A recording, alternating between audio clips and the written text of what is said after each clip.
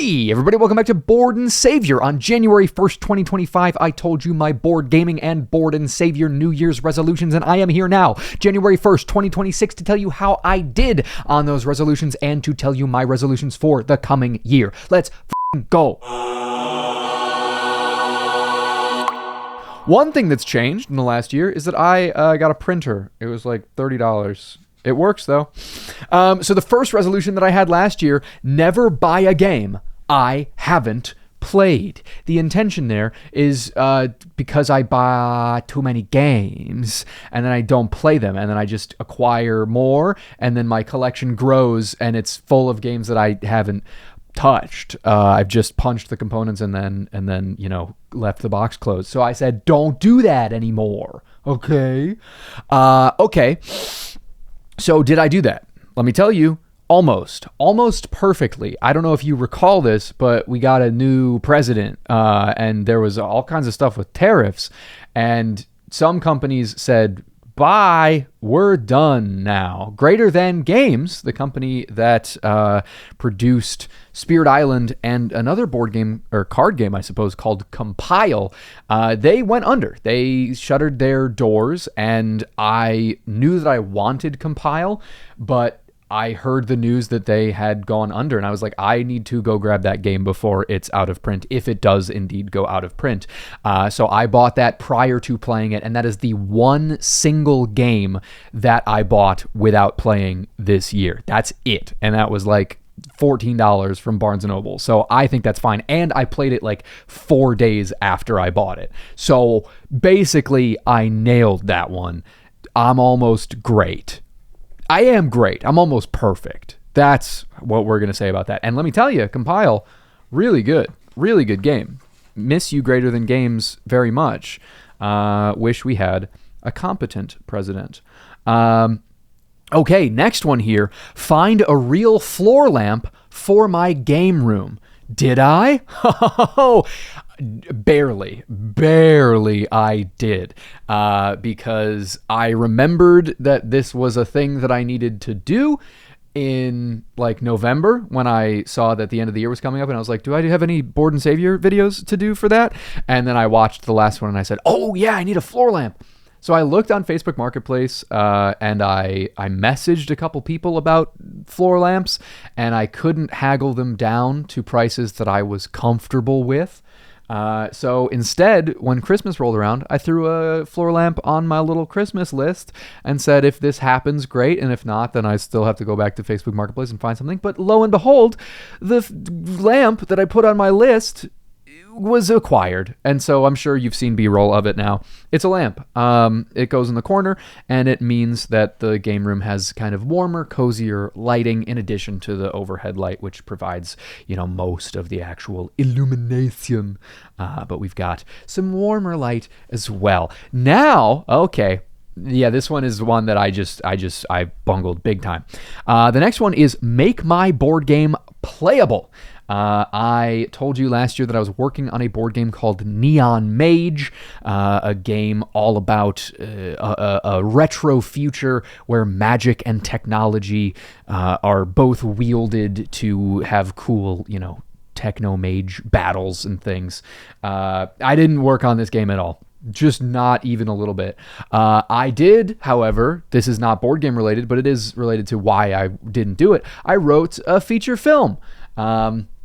It's my third feature that I've written, and the hope is to produce it next year. But that's not a Board and Savior resolution. That's just for me.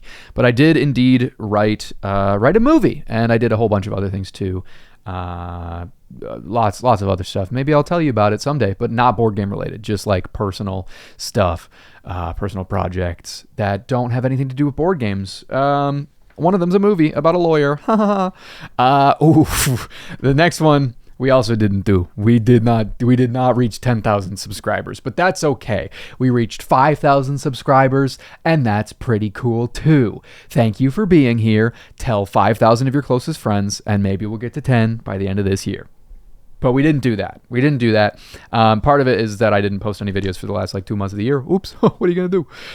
Okay. And then the last one from last year, before we talk about what I'm doing in the coming year, This is the biggest one. This is the most, like, look at how many words are printed on the paper, right? Okay. This goal was to have 0 unplayed games, and I do not currently have 0 unplayed games, but I played exactly half of the games that I had not played, which I think is pretty good for a year of life. Because, like, in a year of life, you want to also return to some favorites and you want to replay some stuff. You can't just only be playing new games. It was kind of crazy to say that I was only going to play all brand new games for the entire year. So I'm going to go through the games that I haven't played and the games that I have played. And maybe we'll go, because there's an even number, we'll go 1 and 1. They're just in a random order. And then I'll tell you vaguely kind of what I thought about them. So the first one that I have played that I didn't play before this year started, and now I have played, is Wildlands, which is right there. You see it? Wildlands by, what's his name? Martin Wallace? Yeah, Martin Wallace. It's a skirmishy game where you're trying to collect gems, and you and your opponent both play different factions that are good at different stuff. It's like any of these board games kind of do that, where you got factions and one of them does one thing and one of them does. And it's a lovely little game. I think it's a really solid, kind of fun, tactical skirmish game. I only played it once so far, but I will absolutely break it out again. It's a nice, like, 60-minute head-to-head feeling, and I think you can play it with more people, but I played it one-on-one, and that's how I tend to like to play my little games. So Wildlands, really good. Didn't play, and we're just again, this is a random order. Vengeance, this game. The games up here are not up here because I necessarily vouch for them. They're just there because they're squares. So I haven't played that, and I will. It's I didn't play a lot of solo games this year because I moved back to Buffalo toward the end of last year, and now I've got a lot of friends who play board games, so I didn't need to play solo stuff as much. I was playing with people. But I will play that. I'm excited to play it. I just didn't. Star Wars, the deck building game. This is the first game on the list that is not going to be living in my collection. I just thought it was kind of like, I mean, it's good, but it didn't do much for me. It feels like I've got other deck building games that fill the spot that Star Wars hit.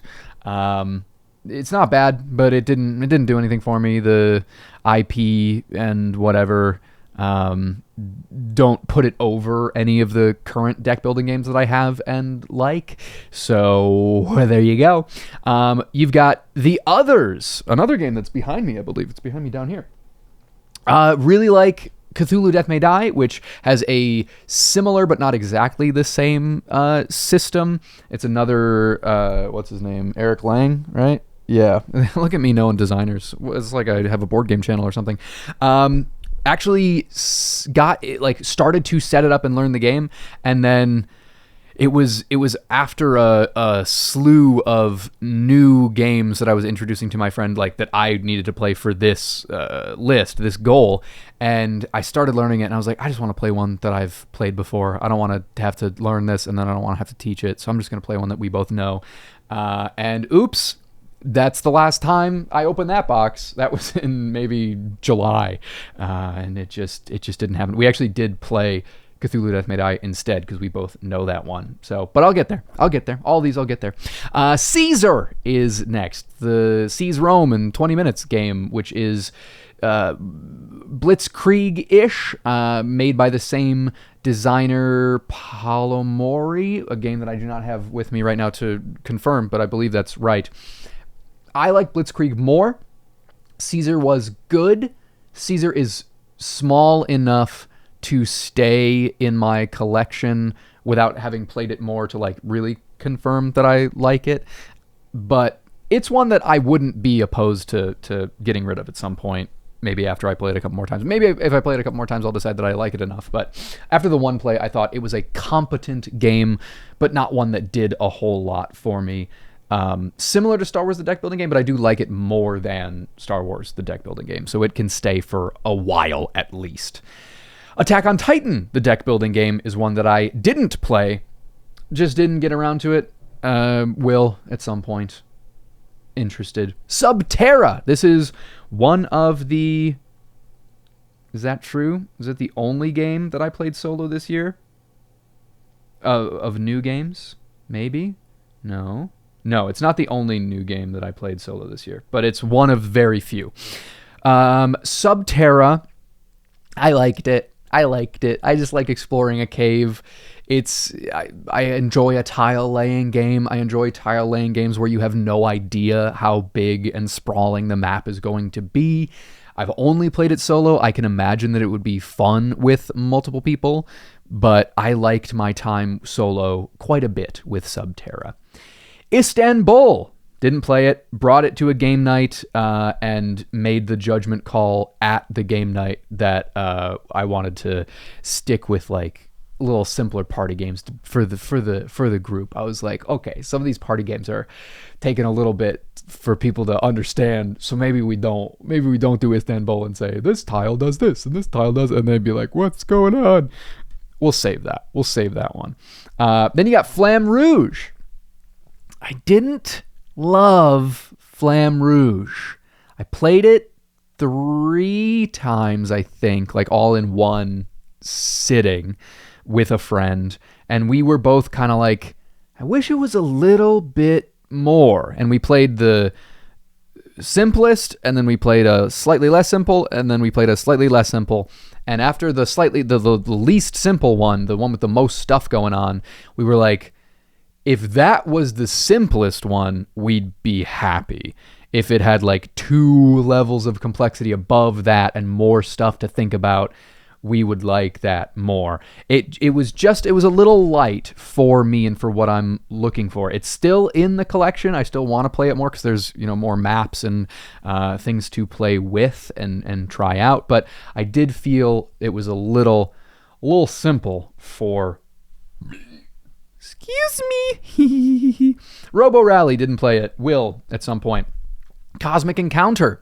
This is a game that I feel like has been hyped up so much. I mean, it's always in Tom Vassel's top 10. I feel like he loves the game. People generally love the game. I think you have to have the right group for Cosmic Encounter. There has to be the right kind of vibe, I think, like a desire to win, but a willingness for silliness. And I was playing with a group where it seemed like people were more focused on like making optimal plays, which I respect, and I think there are really good board games for that, but Cosmic isn't one for that. And so I haven't yet played it with a group where I feel like this is the right vibe for Cosmic. Because it's not like, it doesn't feel like a game that's meant to be min-max. It feels like a game that's meant to be goofy and big swings taken, whether they succeed or fail, and you're just trying stuff and having fun.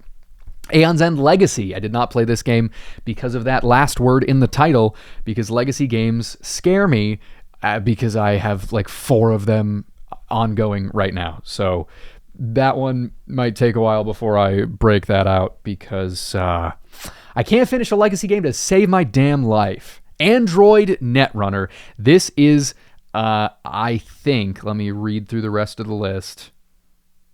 I think it's in the top games, new games that I played this year. It might be number 1. There's a couple. It's in the top 3, top 5 for sure, and it might be number 1. I really liked Android Netrunner. It's everything that I like in a game. My favorite games are 1v1 variable abilities, asymmetric. I was going to say asynchronous. That's not the word we use in the board game space. Asymmetric, and both sides like really are doing different things, but it's balanced enough that is intentional. And I love that feeling. I have only played as the corp, but I would gladly play as a runner. But I do also, like, in addition to 2-player head-to-head games being my favorite type of playing games, playing a Evil Empire Corporation is my favorite role to play in those head-to-head games. I like being the Empire in Rebellion. I like being the Forces of Shadow in War of the Ring. I like that feeling very, very much. more than the like rebellious on the run kind of vibe that the runners and the rebels and the fellowship have in those types of games. But really liked Netrunner. And I've got like the Fantasy Flight version of the game. I don't have, because I watched the Shut 'em Sit Down video where there's like people have, all the art is new, but all the card abilities are the same as they used to be, but because the game's not in print, they are, I guess, allowed to sell the cards or something. I don't have that, which has, I think, everything. I have whatever the base game Fantasy Flight version came with, which is like, I think 3 or 4 runners and 3 or 4 corps, something like that. And I've played with, I think, 2 of each of the runners and the corps, or I've seen 2 runners and I've been 2 corps. Okay, on to the next. Kinfire Chronicles Night's Fall. We got 3 legacy games in a row. Anzen Legacy, Kinfire Chronicles is a legacy, and the next one that I say that I didn't play was also a legacy.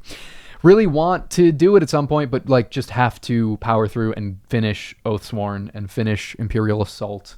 And I'm also playing an Undaunted campaign and technically a Gloomhaven campaign as well. Although that one I think maybe is going to be ending.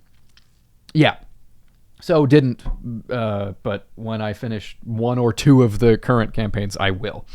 Aquatica was another game that I did play this year, and I liked Aquatica, but I didn't love it. I liked it, but I didn't love it. It feels like a very well-made game, and maybe one that I just need to play more. I like the components. I like sliding the cards into place. I think I felt that the combos didn't get going fast enough for my taste. But I think that very well may be that I was new to it and was not very good at it yet. So I will play that more. I think I've played that 2 or 3 times so far. The third legacy in this little series is Pandemic Legacy Season 1, a game that I have owned for 2 or 3 years and just can't commit to starting another legacy. Oh, I'm also playing freaking Charterstone. That's another legacy game that I'm in the middle of. Yeah. I know it's going to be great, but gotta close some books before I commit to another legacy game. Sonora, a dexterity flicking right game in the Sonora Desert. Pretty art, 4 fun mini games. Liked Sonora a good deal. Really nice little like family kind of game. I played it with my family, and it's a good weight for that. My dad does not particularly care for board games, and I think it was one that he could handle. He could live with it. Then didn't play Air, Land, and Sea, Spies, Lies, and Supplies. I love Air, Land, and Sea. I've played it a billion times, and I just haven't broken out the other box of the same size that is gray instead of green.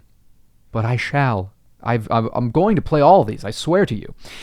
We've got Heat, Pedal to the Metal. Kind of a similar deal to Flamme Rouge, honestly. As far as my racing games of the year go, this was another one where I was like, it's good, but is it enough? Is there enough here for me to really sink my teeth into? And with the play that I did, it didn't feel like there was quite enough. And I know that there are expansions and things that add more complexity, and there's different tracks and whatever. But what I played, I didn't feel as, because it's such a freaking hyped up game. Everyone loves Heat, Pedal to the Metal. Jeez Louise. Didn't play Factory Funner. I've played Factory Fun, and I got Factory Funner toward the end of last year, and I have not yet played it, but can't wait. Really like Factory Fun, and it's much prettier, so can't wait for that. Lords of Hellas. This was not a hit. Because I do really dig the Kemets and the Cyclades and the Inishes and all of those kind of dudes on a map. Big ol' fighting games. Really expected to like Lords of Hellas. It was fine. I'll play it again 1 or 2 more times before I decide if I want to kick it to the curb. But it was fine. there's a lot going on, and not if everything felt a little disparate and not like it came together in a way that I liked. Because there's a lot going on in Kemet, but all the systems interweave. So Lords of Hellas was not the one I love the most. Furnace just bought the game because Matt Lees liked it a lot on Shut Up and Sit Down, and I just haven't played it yet. Sorry. Beyond the Sun, this was a hit. This was a real hit. There are some games where in the middle of playing it, you have to stop and the person you're playing with be like, hey, is this great? And the person's like, yeah, this is really good. And this was one of those, a game that we did pause in the middle to say, are you liking this as much as I'm liking this? Because this is really fun. Yeah, it's the opposite of Lords of Hellas. All the systems work together so well. Each individual system is satisfying, but then seeing how it works with the other systems, it's just a little clockwork game. I really dug Beyond the Sun. Can't wait to play it more. Captain Sonar. This was always going to be a tough one to get to the table because ideally you need 8 people. And I've got a big old board game table, but I've got 6 chairs. So I had my work cut out for me, and I didn't do it. But I hope to play it because, boy, it really looks like a game that just creates the most memorable experiences. Andromeda's Edge, a game that I got for Christmas last year and played. I think it was the first game that I played. It was one that I wanted to play as soon as I got it, because look at the pieces. Wow. Yummy. Look like candies. I liked it. It's quite a lot of stuff to learn, quite a lot of stuff to teach, but everything makes sense, and maybe not quite as elegantly for me as Beyond the Sun. The systems do work together, and there is intuitiveness to how things work, and the systems and the game it's just a really strong game. The barrier to entry is just kind of how big it is to teach it, but I dug it, and I will gladly play it again. I played it solo once and with people once, and I recommended it to friends where they're like, what are we going to play tonight? And I said, maybe this one. And they said, what about this one? And I said, okay, but it was on my list of ones that I recommended, so it's good enough to make that list. Is everything still recording? Yeah, dog. Let's go. Let's keep rolling. Champions of Midgard. I have owned this game for like 7 years, and I just haven't played it. I have to. I've got expansions for it because I've been told that the expansions make it a better game. I just need to play it. Night Shift, I played and reviewed on this channel. And my kind of takeaway was this is a fun game for a group of people. It's not the game for my group of people. It's a little simpler than the games that I tend to prefer. It's more on I think it's even simpler than like a Flamme Rouge. And I like there to be a little bit more crunch in a game. So liked, and the art and the vibe and everything is truly like out of the park, great, but gameplay a little light for my taste. Yinch is a game that I haven't played. Another one. I haven't had it as long as Champions of Midgard, but I've had it for a long time. Just haven't played it. When I play an abstract game, I like there to be a little bit more theme. Like Raptor is an abstract game with a theme on top of it. And I like Raptor more. Yinch is just kind of tough to tell someone, hey, you want to learn another chess game? But I want to do it. Okay. It's just in a random order. This is the most recent game that I have played for the first time, but it's here on the list with 5 to go. Oh, crazy. This is Elder Scrolls Betrayal of the Second Era, a game. Oh, let me just tell you real quick a little tale. The first part of the video went so fast. Now I'm lingering so much on this chunk, so hope you like hearing me talk. This is a game that I have owned for, God, I don't know, 8 months before physically touching the box, because I put in the wrong address, and that's not true. I put in the right address for where I used to live when I backed it on GameFound or wherever it was.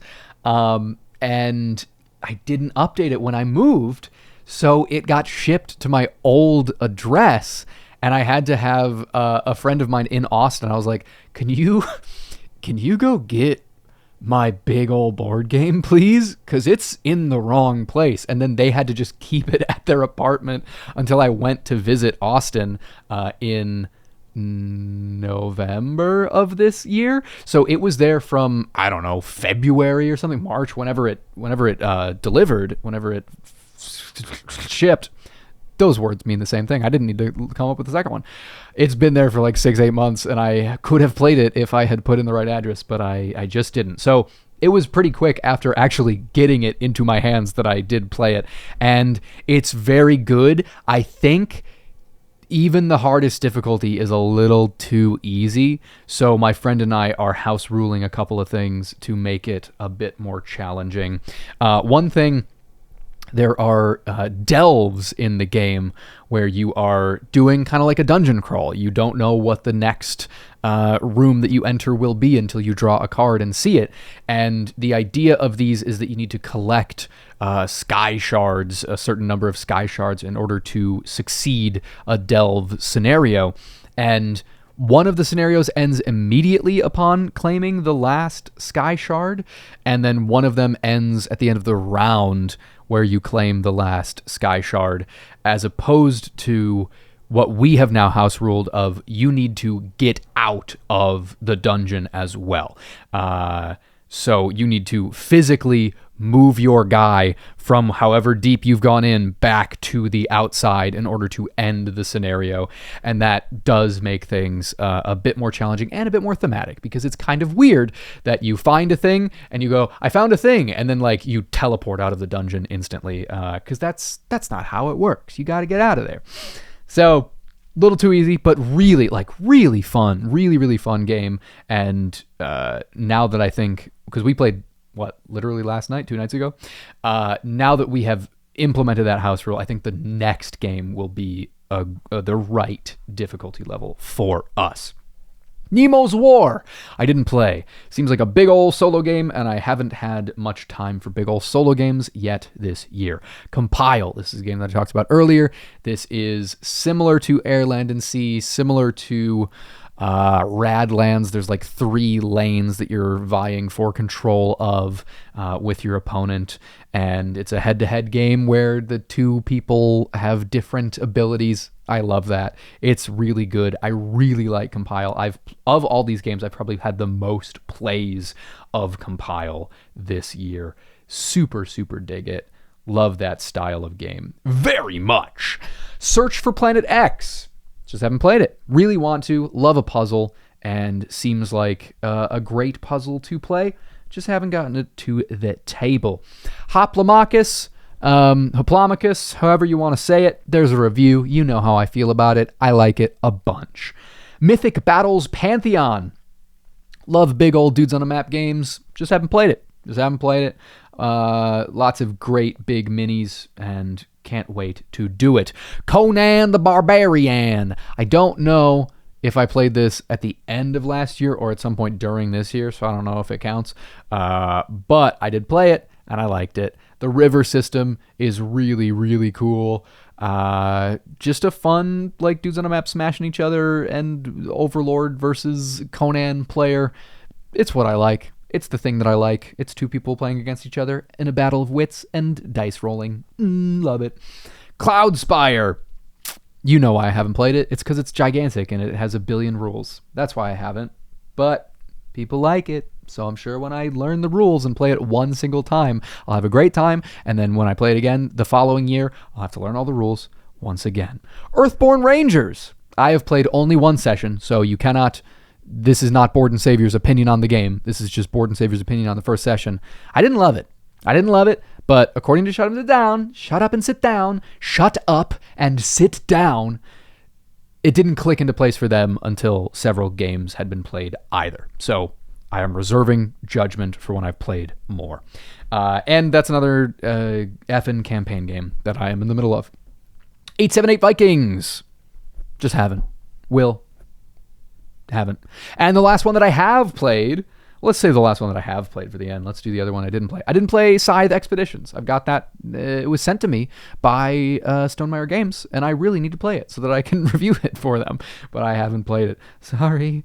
And then Vantage, another Stonemaier game, one that was sent to me that I did play. And I like Vantage. It's got some weird stuff to it, and I've done a really long rambling review of the game, but I do overall like it, and I think it's a very impressive piece of board game design and one that I enjoy quite a bit. Now, we are to the part of the video where I tell you what I want to do in the coming year. The first thing is something that you have already noticed, maybe, if you care. Only make YouTube videos when I want to make YouTube videos. I started the year making videos every week. Then eventually I switched to every other week, and then as you saw at the end of the year, I made a video in like whatever, September or October, and then now we're here and it's January. I just kind of hit a wall of interest, of good ideas for videos. And I don't want to make stuff just to make stuff. I want to make stuff that I am interested in, that I think you will be interested in, not just because it's another week, so I got to do another video. So I'm only going to be making YouTube videos in 2026 when I am passionate about doing so, which I hope will lead to fewer but better videos. And the algorithm will not like it, but I don't know, who gives a shit? Whatever. Like, just do the thing that's good for you. So that's the first one. That's the big one, and you've already seen it kind of implemented because you haven't heard my voice in a long time. I am going to keep up with the continuing to not buy games until I've played them goal. I think that's a really good goal. It resulted in me purchasing one game this whole year. It's not that I bought games after playing them in other spaces, and Compile's the only one that I cheated on. That's the only game that I bought this year. Everything else is I've just been playing games that I owned and hadn't yet played. So I'm going to keep going with that because it also, like, I saved money this year, which is good. This one, it says pooping my pants every day. So that must have been a joke. I don't know who wrote that. I don't want to do that. Not every day. And then the last goal is working through my shelf of shame, which there are 2 shelves of shame, one of which is what we just went through, the games that I haven't played. And you know the ones that I need to play. It is, real quick, you just heard them, but I'm gonna list off the ones that I specifically haven't played. Vengeance, The Others, Attack on Titan, the deck building game, Istanbul, Robo Rally, Aeon's End Legacy, Kinfire Chronicles, Night's Fall, Pandemic Legacy Season 1, Air, Land, and Sea, Spies, Lies, and Supplies, Factory Furnace, Captain Sonar, Champions of Midgard, Yinch, Nemo's War, Search for Planet X, Mythic Battles, Pantheon, Cloudspire, 878 Vikings, and Expeditions. So that is my board game shelf of shame. And then I've also got an unpainted miniatures shelf of shame, which I made 0% of a dent in this year. I painted a few minis, but it was like for people, not for myself. I have quite a few unbuilt miniatures over here, and then I've got built and unpainted miniatures on a shelf out there. So working through that as well. Those are my goals. I have no subscriber goal or anything, just, making good videos, and whoever wants to see them, I would love to have you here with me. That's kind of what has been happening for the last year and for the last several months where I've been away. I've been working on feature film writing stuff and other personal projects, which I may tell you about someday, may elucidate, but yeah, not as much Board and Savior specific stuff. What I've also been working on lately is, at some point in the new year soon, you will see my top, not 20 as I did 2 years ago, but my top 50 board games of all time. I'm doing a video series that I'm working on. I'm plugging away on producing that, and along with it, oh boy, the finale. of the Ben Neb clone tale season 1. The whole first season, and after all of that is finished within the top 50, I'll put out like a dumb little Clone Saga video of from the start to the finish of season 1, the whole little story. And so that's also something that I'm working on. So that's what has been going on for the last year for me, and what I plan to have happen for the following year. What about you? How did you do? If you had resolutions for 2025, how did you do? And what have you got coming in 2026? Let me know in the comments down below. It has been lovely catching up with you. It's been a while, so I hope you enjoyed this. Leave a like if you did, please. And yeah, let me know how you are doing and what you got coming in the future. I would love to hear and discuss with you. Thank you very much for watching. Ta-ta for now.